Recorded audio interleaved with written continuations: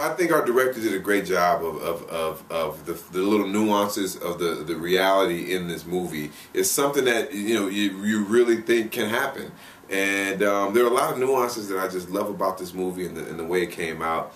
And I'm glad you enjoyed it. And I think a lot of people have been enjoying it. It was a solid script when I read it, but I will say this: Brad Anderson, our director, he put so much on screen that was beyond what was in the script. It was a good, solid script when I read it, but just, you can't really, it's really hard to read and feel the suspense sometimes like that, and the pacing. It's really up to the director, because all we do as actors, we go do our part. And it's up to the directors and the editors to do the pacing and everything else. So we just hope sometimes it just comes together. Sometimes it does, sometimes it doesn't. But the way he did it was phenomenal. Brad was a great director, and sometimes it was, you could just tell if I would come up to him, I had a question about the character, he'd be like, yeah, he said, yeah, okay. I would talk to him, he said, yeah, okay, you're right there, and do this.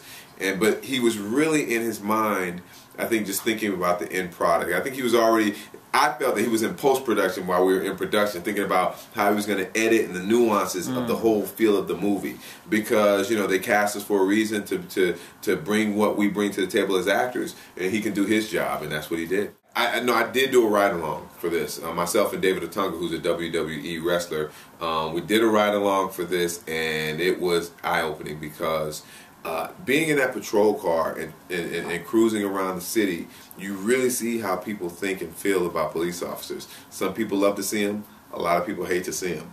And you can, and so it was crazy to me because a lot of times people couldn't even hide it. As soon as they see a police officer, they just get this look on their face of animosity a lot of the times. And it was just, I don't know, it just really just makes me think that how on guard you have to be as a police officer. You let your guard down for 1 second, something bad can happen. Playing Halle Berry's boyfriend can't be a bad role, right? Did they have you at go? If somebody has to do it, why not me? No, yeah, playing Halle's boyfriend was great. Halle is so sweet, and she's such a genuine, down-to-earth person that,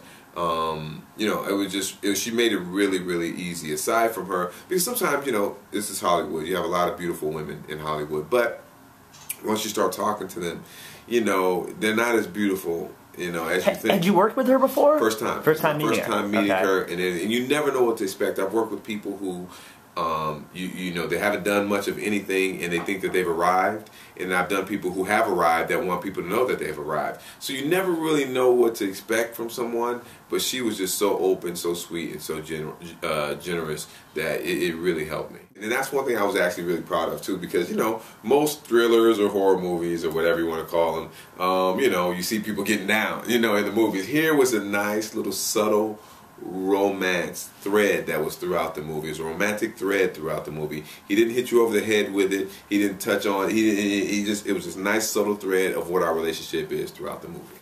I'm a huge fan of Kick-Ass, of the comic books, and also of the previous film. I'm really excited for the sequel, and excited that you're a part of it. What's it like to join a sequel, where you weren't part of the first film, to join the franchise? Yeah, man, I'm excited. I'm excited just to be able to come in there and portray that character, and look over Hit Girl and see, and she challenges me because Marcus is now really the father figure for her. Marcus is the father figure, and I made a promise to her father, who died in the first one, to look after her. And she challenges me because she's out there running around with Kick-Ass and doing things they shouldn't be doing, and I'm still an officer of the law. So I have to let her know, listen, if you do something wrong, I have to come get you.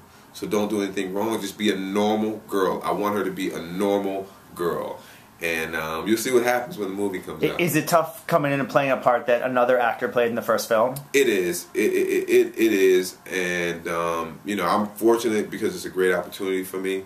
But just being an actor and knowing other actors and knowing that actor, it's tough because he's a good guy. And, I never want to take a job away from anyone, but they were going to recast it regardless. So, that's just how it goes. It's just how it goes, yeah. Did you go and read the comic books, or did you stick strictly to the script? Or I stuck to the script, and I had already seen the first one. I just rewatched the first one to understand the relationships between the characters, and then I had to deal with the sequel script.